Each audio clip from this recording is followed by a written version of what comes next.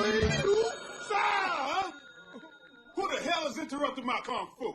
Stay Ready Boxing. You ain't gotta get ready if you stay ready. You ain't gotta get ready if you stay ready. Stay ready been down me since day one, baby. Stay ready, let's go, baby. Already. Bliss on the beat, baby.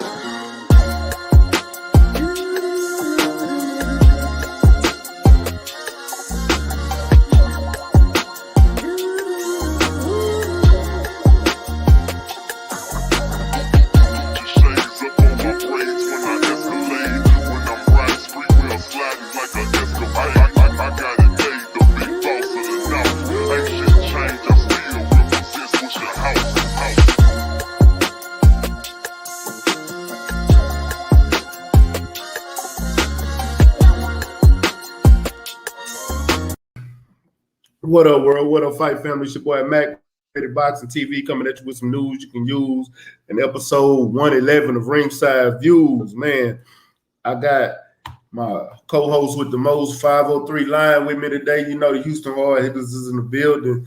And we got the future, one of Houston's own, Martin Allison, a.k.a. Marty Too Smooth. What's up with the family? How you doing, man? Glad to be here. How y'all doing? Man, glad to have you on. Glad to have you on. It's been a long time coming. Yes, sir. Yes, sir. Man, what's been going down, Marty? No, actually today, man, it was my first day going to Reese's house. I went to spar them today, so that was a cool experience. I was like, well, that'd be something I'll get to talk about off the rip for the interview. So I drove over there, got some sparring, and you know, he got a ring and everything at his house now. Oh yeah, I seen you out there with him and Jericho. Yes, sir. Yeah, and Mr. and Billions. Yeah, man, it's always, man, just sparring, you know, just getting a few, 4, whatever, how many rounds, every rounds you get with, man, to do Regis, it's a learning experience, man. So, yes, sir. Oh yeah, I know you enjoy it, man. I know you enjoy it. You getting ready to fight again? Yeah, I'm hoping I'm gonna stand by really because you know it's a lot of people on that card. I do know. But I'm preparing like I should be on there, you know. So I got the green light, so I'm training like I'm fighting. Oh, that's how I'm ready to see you back in the ring. How did it feel after being out so long and then coming back and getting that fresh knockout? Oh well, I mean, I fought in May before that, so it was a few months. But like everyone knows that we discussed, and they said at the fight that was my first fight in America, so that was like the biggest difference for me. And then the venue was really amazing, having a crowd because I had basically all my 4 fights during the COVID era when it was not a lot of people in the crowd. So that was good, man. And just finally being able to be on home turf after doing all that traveling during training camp. I had to like leave a month before a fight and, you know, sleep on my mom's couch, stuff like that, you know. So just being in the confines of my home and then in the city of Houston was the biggest difference, man. Okay. 503, and I'll get back with you. I'm gonna let 503 jump in.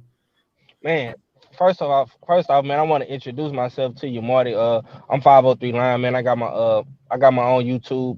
But me and Stay Ready, we like brothers and we do this shit together. But we chopped it up behind the scenes because I had posted your viral clip of you knocking old boy the fuck out. On my Instagram is Smoke City. You know what I'm saying?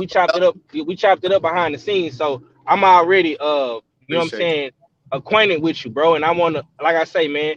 You know, we call ourselves the Houston Hard Hitters, man. And my big bro, he makes sure that, you know, we touch bases with all of the, you know, up and coming Houston fighters, man. We be at all these local fights, especially my brother, Stay Ready. He always there because he stay ready. You know what I'm saying? And believe me, Marty always see me. Yeah. So I, you know, I'm trying to follow in his path, man, and build relationships with guys like you. I'm already acquainted with dudes like A-Leaf and you know, Quinn and Gabe and, you know, Paisley and all these up and coming fighters in the city, man. But I gotta say, man, just talking to you, man, and texting you, bro. I like your attitude, bro. You very humble. You respectable. You approachable. And I'm gonna tell you something, bro. With what you doing in the ring and your attitude that you got, bro, you gonna build a lot of relationships and go a long way, man. And you know, I like your attitude, man. But I want to ask you, bro. How did it feel getting that knockout? You know what I'm saying, on that stage, knowing that you know what I'm saying, you had a crowd, you had cameras on you, you had people that was watching, and you was like, man, you know what I'm saying, this finna go up, man. You know what I'm saying? How did you feel about that, bro? I mean, it felt great. I mean, that's what was on my mind the whole training camp. I was excited to fight in Houston, man. I ain't fought in Houston since I was like 2018, since I was an amateur or whatever. So it had been a minute period, and then being on Sugarland, Paul Wall, all that. You know, I want to, you know, in my mindset, I was to build a show, perform great, you know, just around all the great people, not even the people that fought, you know, just the people that's ringside, all the people you do, you know, it was a lot of people in the house, period. You know, so man, just it felt really good, man. Especially, you know, it's no better feeling than fighting in Houston. And I hear you say, you know, you guys like supporting Houston, but that's what Houston all about. Man, I'm from Los Angeles originally. I've been out here about 8 years now, man. I went to Prairie View, and then I came into the city when I started boxing and all that. And man, one thing I say about Houston is Houston, they support them. And you know, Astros maybe next year. Yeah, man. But it's your year though. You know what I'm saying? This more than too smooth year. You know what I'm saying? So we focusing on you right now, man. And I gotta say, man, you know, are you like African or Nigerian or something? Because I see the little flag on your page. Are you from like you know, or your parents, you know what I'm saying, from Africa or something like that? That's a Ghanaian flag, and it actually comes from Ghana. Ghana. Okay. Yeah, Ghana. Ghana. Got you. Shout out to Okay. Really. Yeah, shouts out to my Ghanaian brothers, man. Salute. Yeah, and sisters, and it's actually a big heritage with African Americans and Ghana, particularly as far as if you look it up, just black leaders and their relationship with African Americans. Like Ghana is one of the only African nation that has formally and all the time extend an open invitation for black people to move to Ghana and get citizenship. So I use it as a symbol of, you know, freedom and liberation, and also the love of my life is Ghanaian. So I started rocking it really there, and I was wearing Ghanaian shorts, you know, to represent her as well. So that's the story with the Ghana all the way. Okay, I like that. And you're right about that. I read about that. I actually thought about when I get my money right, go over there and give me some of that land they were offering and get dual citizenship. You know, something different. But you gotta be over there because we're giving them people the money to do the house. Oh yeah, believe me. With everything going on over here, I might not come back. You know? I'm just saying. But that's man, on the flag, but I'm my name's Martin, so ultimately, obviously, I'm for my people and all people of color. So that's a part of my fighting persona. I don't push it like hard. Probably when people know me personally, they know that's my background. But you know, community service, activism, that's what I'm about. So that flag is, you know, representative of all that. I want to let people know, you know, off the rip, you know, that I'm about my people. So what got you into boxing? I grew up a fighter, but I didn't get into the gym until I was like 17, 18. I was a football player, and I got to Prairie View playing football. I just finally, man, I just wanted to go, me. And then I was a fighter. I used to solve my problems through fighting. I don't talk. I talk now. This is my personality. They're too smooth. But naturally, I'm not a talker. I used to like just fight my stuff out. And then I got like 17, 18. My mom started telling me. It's funny. I was telling this story today that, you know, I can't just be fighting to solve my problems. You know, people will call the police. I'll get arrested. So that's when I started. And then Floyd Mayweather. I was always Muhammad Ali, Roy Jones Jr. Like, I knew about them dudes. Mike Tyson growing up. Obviously, I grew up in the 90s. I'm a 90s kid in the early 2000s. All these guys. But when I was in high school and, like, getting, like, closer to the end of high school, Floyd was, like, this when he started fighting, like, Oscar and Marquez and Shane Mosley. Like, when he really became, like, the Money Mayweather.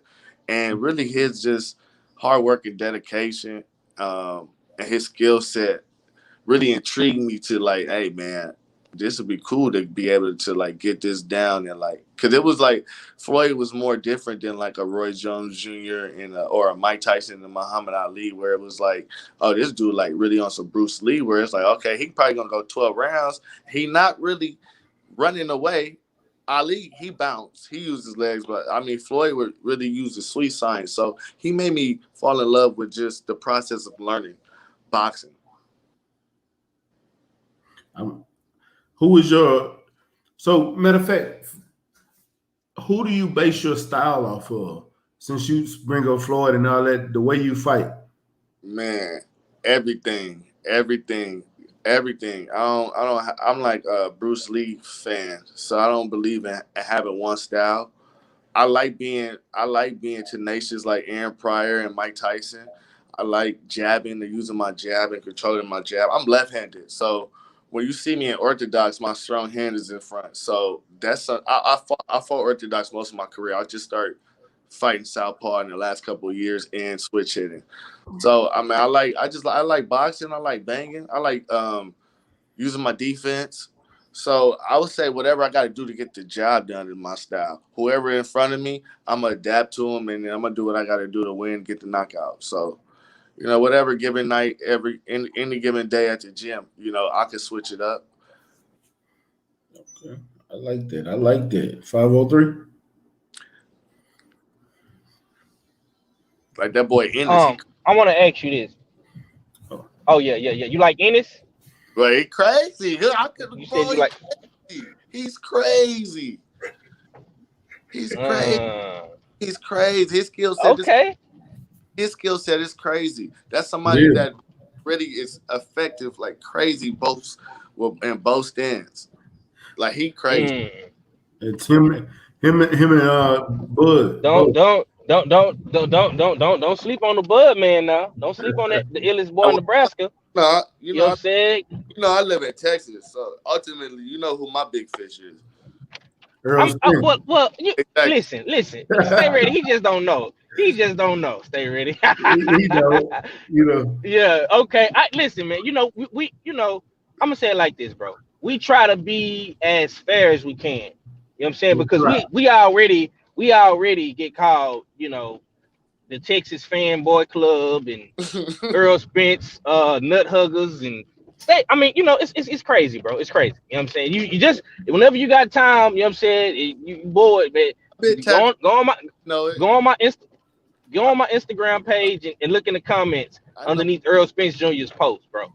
The dudes be on us. But I want to ask you this, bro, because this is about you right now. What gym do you train out of? I'm pretty sure Stay Ready know the answer to this question, but I'm gonna ask you anyway.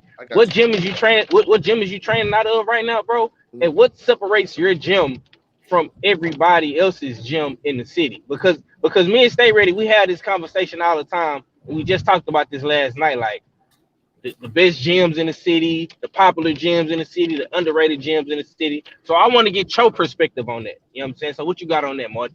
Yeah, I gotta break it down for you real good, because it's like that's really a two categories. What's the best amateur gym program, and then what's the best pro gym in Houston or whatever if you're a pro.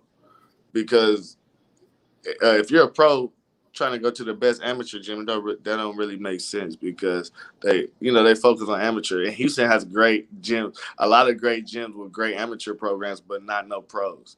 Yeah. Really, the only truly where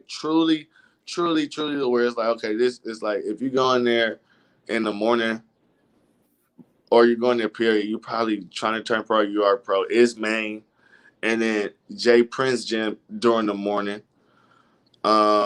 Athletic. Is it many people in Athletic now? I don't really see a lot of people in Athletic anymore. Well, he just put me on something new today. See, you learn something new every day. Appreciate you, Marty, because I never heard of Athletic. You know what I'm saying? So tell us about that. Peterson and Trent Williams gym. Background on that, and cats like Darius Foljam. Yes, sir. Coop is runs it basically. Coop Athletic. Scrap used to buy out of that gym. Miss Chambers, Danielle Chambers. She's out of the gym, and they got a lot of younger people. Martell Washburn. So I mean, but just as far as pro gym, of course I'm gonna say my gym. I go to main gym, and just period. It's crazy amount of pros. Whether it's local pros from out of state. I mean, we got Regis, Shockey Foster, Austin. My God. That's three people right there. That's like, I'm saying, pro title ready right now. So it's just somewhere where you go and get better, and where you get your rounds in. You come Monday, Wednesday, Friday in the morning. You getting some work with somebody in that got experience. And y'all spar a lot. Like literally, y'all spar a lot. Every time I'm in there, both sides spar. Yeah. Okay, I got one follow-up question, and I always ask everybody that comes on my show or Stay Ready show that's a new you know what I'm saying, guest of the show. You know what I'm saying? Who gave you that welcome to boxing ass whooping? You know what I'm saying, in sparring? Probably when I first got to Houston. Man, I used to go to this gym, man. They used to like have me spar everybody. It didn't matter their weight, like, or whatever. So that's a good thing and a bad thing. Good thing because you find out things about yourself is good, but at a certain point you need to stop doing it because it doesn't make no sense. Because you can hurt somebody or you can get hurt when you got like competition coming up. But this dude, he don't fight no more, but his name is Patrick Sims. He used to be in my gym, and he fight like super lightweight. And the dude used to like dog me out, like just dog me out. He used to like he not outboxing me. He just like using his man's stress. So this is when I first started. The first like few months I got to Houston start boxing, and then so this is like every day. So this is a process where he's getting the best of me, and then I'm learning, and then. The day the tide changes, I hit him, and he had like a fight coming up, and he already had scar tissue. I like blinded him or did something to the eye where he hasn't fought to this day. So that was like a character builder, where it's like I think a lot about in boxing is like you learn about yourself, how to just go to the next day and get better. And like I want to say within 2 or 3 weeks. Or probably like a month or so, that happened. And I was like, okay, I got something. Because he was a pro. I didn't have no amateur fights at the time.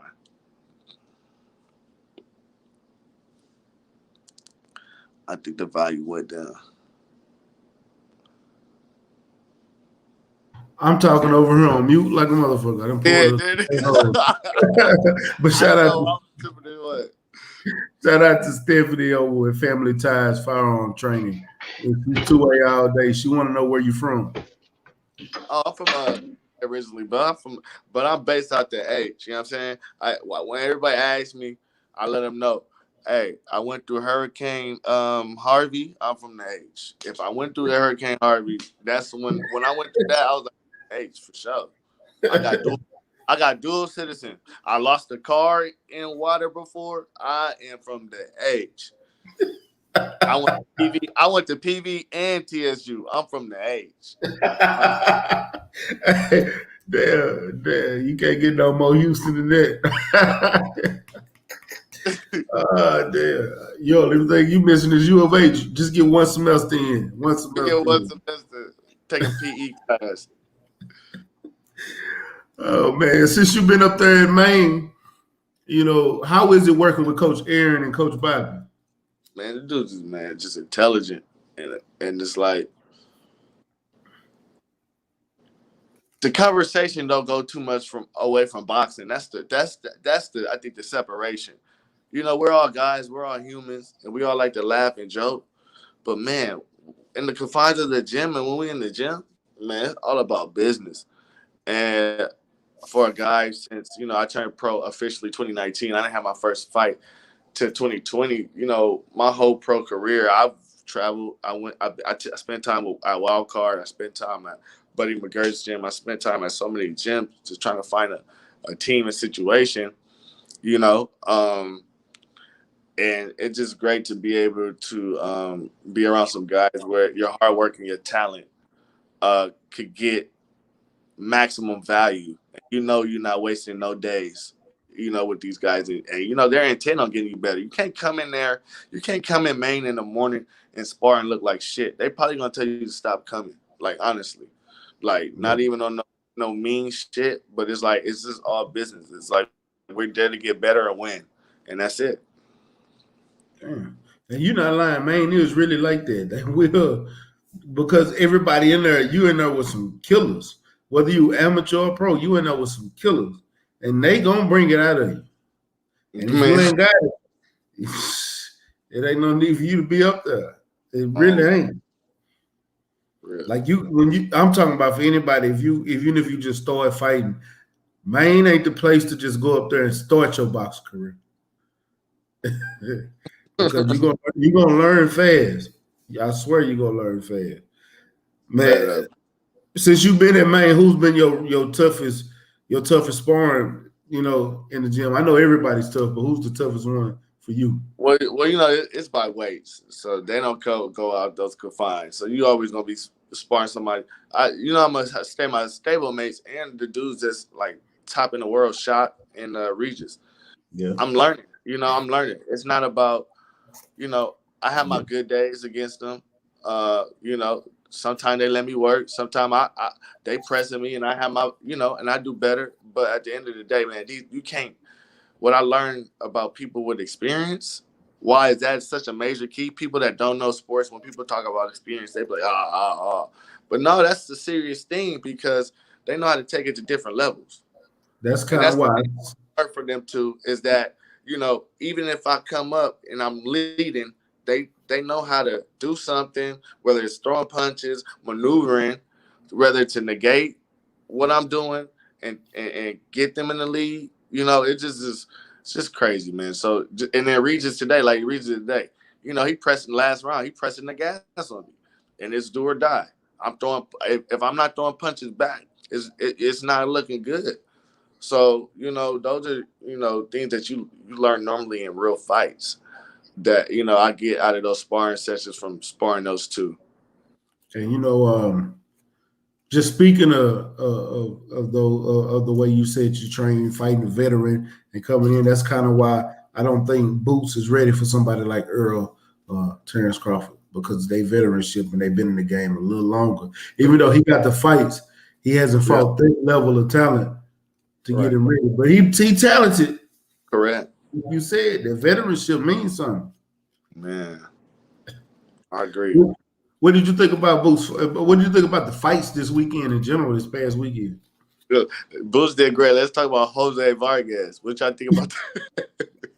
He looked at my page. I don't know why. I picked Jose Zepeda. So you said what? I picked Jose Zepeda. Oh, okay. I told boys that Jose Vargas wasn't ready. And why did you think that before the fight?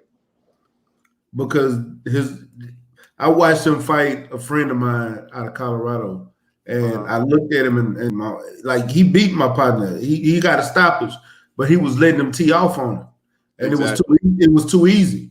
Yeah. And then I'm looking at the level of competition that he's really facing, and I'm like, you're not really elevating yourself and fighting harder competition. So now you stepped in the ring with somebody like Jose Zepeda. This ain't somebody to play with. This is a top 140 pounder. Yeah, and you gotta learn it. Like you gotta learn to switch your style up. He too wide. Dude got that knockout off of just knowing what your tendencies already in the first round. You open up way right here, and the dude is straight here. Boom, boom. That was a standard 1-2. Yeah. The original punch. But yeah, so and that goes to say, and you know, I haven't been to that stage yet where I got a guy in my face and doing all that rah-rah doing the build-up. But that just goes to say you could do all that talking. You could be flashy and all that, but at the end of the day, when the bell ring, that's the ultimate, you know what I mean? That's the ultimate say. And I love reminders like that for myself.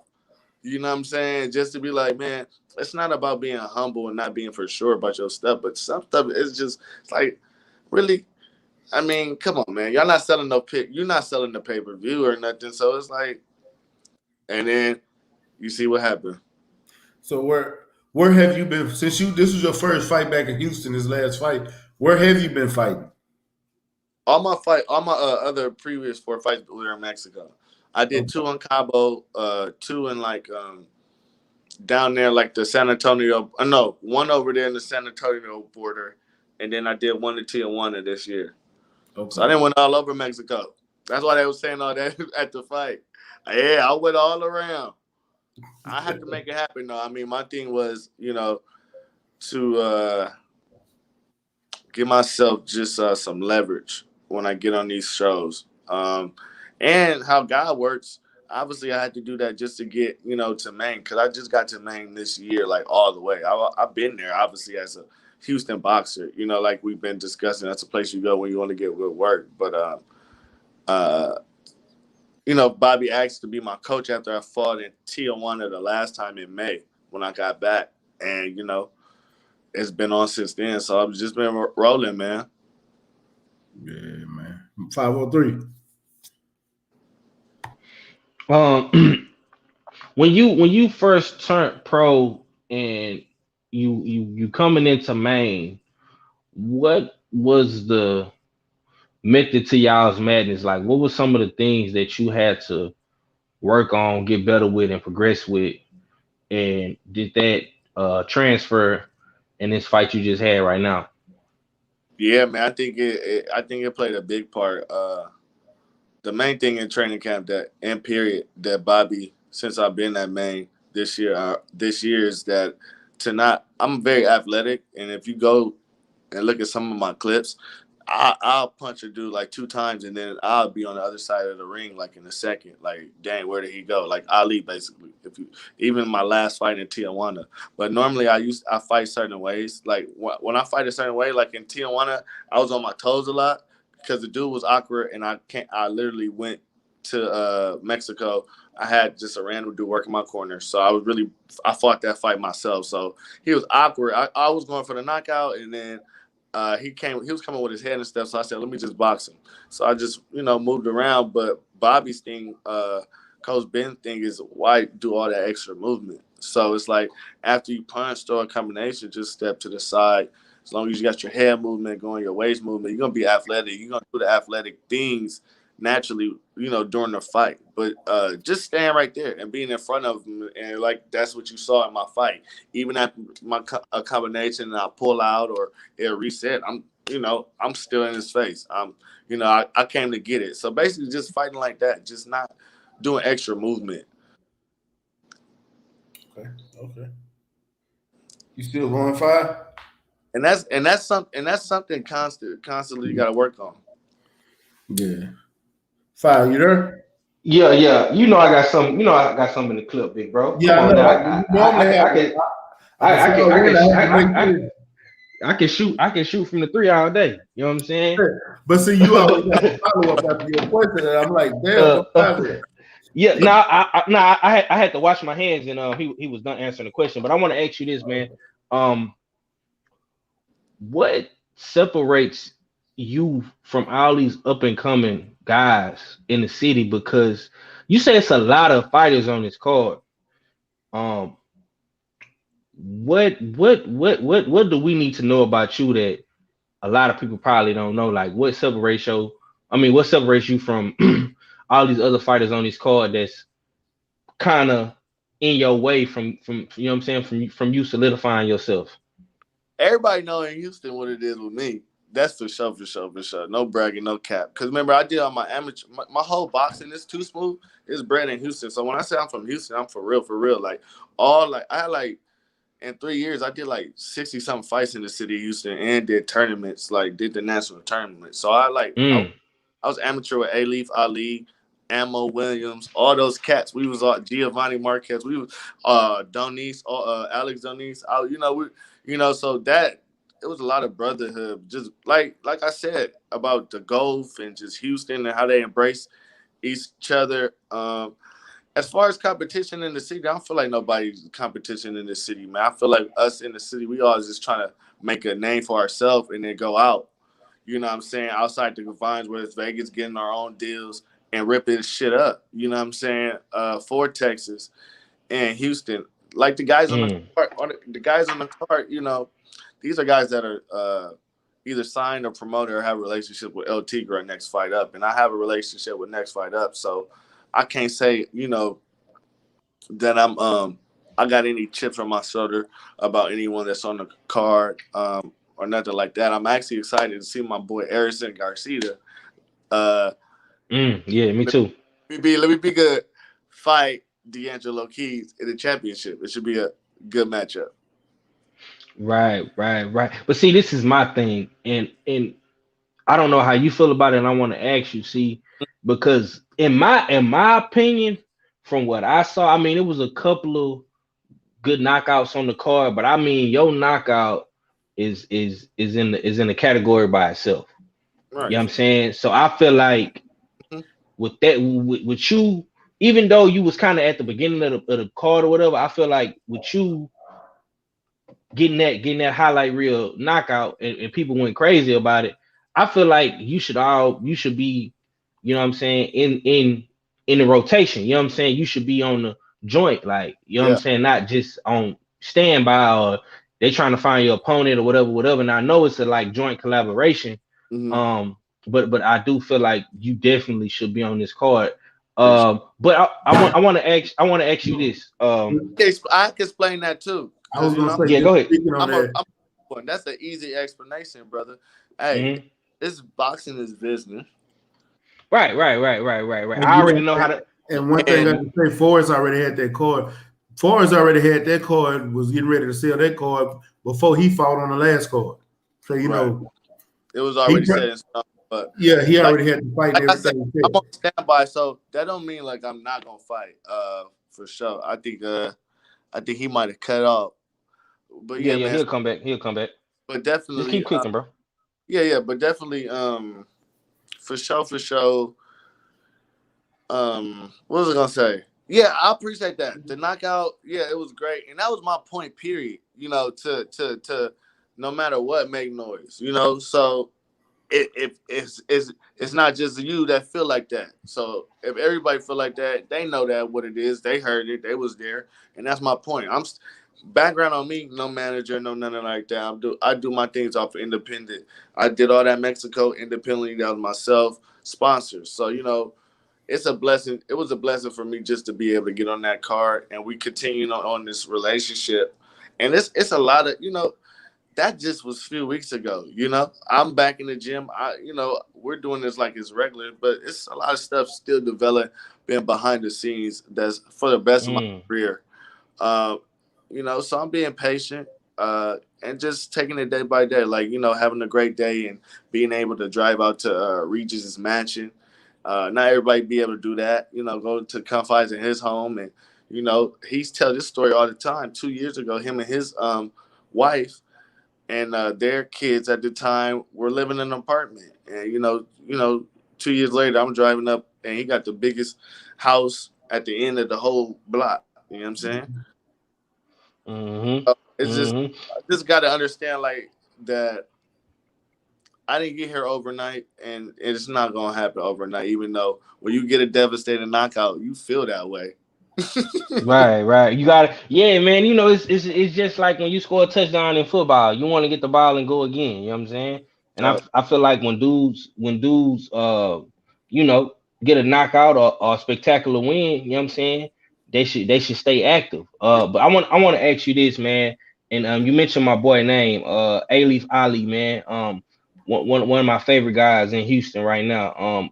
Great kid, good attitude, and y'all kind of remind me of each other. What have you learned from him? You know what I'm saying? Y'all both coming up in the pros together. I think he got more fights than you. I'm not for sure. No, now You know and what I'm caught him. I think I caught him now. yeah, he didn't call him. I caught him now. A-Leaf oh only got damn. So A-Leaf only got 4 fights. Yeah. okay, so how many fights you got? You got A-Leaf got 4. How many you have? I got 4, and then I got 1 not on box rec. So I got an extra knockout that didn't make it to box rec. But don't worry about that. Okay. So both so 4-0, 2 knockouts.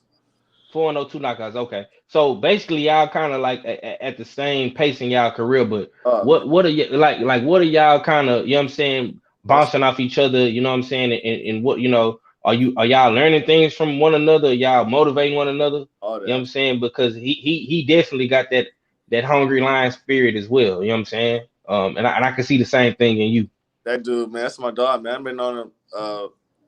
I think we stepped into the amateur game around the same year. There's a lot of people that stepped in the Houston amateur scene that year, and you know, different relatability because you know when you're adult and you're an amateur boxer, it's different. You know, living a full adult life and you becoming an amateur boxer and you learn the sport, it's different. You're not a kid, you're adult. And we wasn't 18, 19, 20. We was adults. So we had that bond. We've been to national tournaments out of state together representing Houston. So man, we had a bond before we turned pro, and then just now developing as pros. It's always about, you know, we learn from each other, you know, obviously in the gym, but it's really that behind the scenes, those conversations and learning the game, learning the business and mistakes and what to expect and who to expect it from and just stuff like that. Like just having a confidant. You know, if I would just say I have a confidant, like everybody got that one homeboy like that's in boxing and it's like that's my dude. Like A-Leaf is that dude where it's like, I could talk to him about business side, the personal side, the skill set side, just regular life, you know, man. So, man, just learning from each other every day, dude, and just pushing ourselves and holding us each other accountable silently. We don't have to verbalize certain things that, you know, that we hold each other to, you know, but it's there. It's a silent commitment that we both have. And I think, you know, we support each other because, like I said, we was adult amateurs. We did the transition. So this is like 6 years later, you know, in 2021. So this is like, it's a lot of like, dang, we really doing it. Damn. It's been a long ride. Dang. It's just getting started. So it's a lot of those type of conversations, you know? Mm. I'm Uh, glad you did. one more question, man. What weight class you campaigning at right now? I'm fighting at 40, but ultimately I'm gonna be at 35 for sure. Okay. Mm. Okay. Go ahead, stay ready. I was just gonna get a couple of questions in before we get out of here because we're gonna have to get ready to get up out of here. But we're gonna do this interview again. Man, let's run Playing it. on the floor. But you know, seeing that you're getting, what are you doing to prepare yourself, getting ready for this fight coming up? Ultimately, the main thing was the biggest challenge I think for anybody that lives a life of discipline, where they try to live in discipline, is when you after you fight, you're gonna get under discipline with certain things, whatever like your little things are that you have. Every fighter has it. Now it doesn't have to be a bad thing. It could be food. It could be listening to music. It could be drinking wine. It's real. We're humans. But the main thing was to just stay in the gym because everybody gonna eat, and that's the main thing. Your weight gonna go up. Like if you would have seen me like probably like the last week or 2 weeks ago, where I would have been looking fat, man. But I'm back in weight. So just that and staying in the gym. You know, that's the main thing you do after. What's up, bro? That's the main thing you do after. You want to focus on after. And just as far as training camp, I don't like to change things up. I pretty much do the same thing. You know, I stick to the script. You know, working out at the track on Tuesday and Thursdays with Hollywood Fitness. That's something we do as a group. The ones that do it in the gym, and then the road work. All young boxers, if you learn anything from me, man, you got to do your personal road work and personal time. Whether it's like just shadow boxing at the basketball court with nobody there. You know, it got to be something. You see guys like Shakur Stevenson, like, he's so great because he make it look so natural. And that ain't because he black. It ain't because he, you know what I mean? It's because he practices a lot. And he part of that because he black. We're going to say it. He practices a lot. Yeah. I just don't like people, you know, people don't like giving certain people, even like Clarissa Shields, they due diligence because they act like it's just so natural or that's what they're supposed to do. It's like, no, this person worked hard. And that's one thing I realized even more about Kobe. You know, now that he passed away, is that the dude work ethic. Even though he knew he couldn't be perfect, he was working hard. Like he was like that's what he wanted. Yeah. I give you one right now. Shit, LeBron James, Tom Brady. Hey, he told his favorite. He told his. Hey, I'm just being real, bro. Like, hey, I know Tom Brady is a white boy. You know what I'm saying? But shit, Tom Brady is the truth, bro. Yeah, you He's can't. great. You understand? He the GOAT. Hey, you can't say anything about it either. You're right. For real. I'm a Laker fan. You know what I'm saying? His work ethic, man, and yeah, and LeBron too. Like the dude spent $1 million on his body. Man, you know what I'm saying? And if you want to go back to boxing, that's you know what I'm saying? I learned. You can go. My whole perspective. That $1 million on the body. That's a great point, bro. That made me look at my whole game, my whole recovery stuff different. I had to look at myself like, dang, he's spending $1 million. What could you do better on your level? Exactly, dude. Exactly. And if you go back to boxing, you look at the guy who you idolize coming up, Floyd. Floyd was the hardest working boxer in the game. Like, he was the richest, but he was the hardest working. You know what I'm saying? I as much as I don't like some of the shit Floyd do or what he stand for, you can't take the man work ethic away. You know what I'm saying? So I respect it. Yes, sir. Yeah.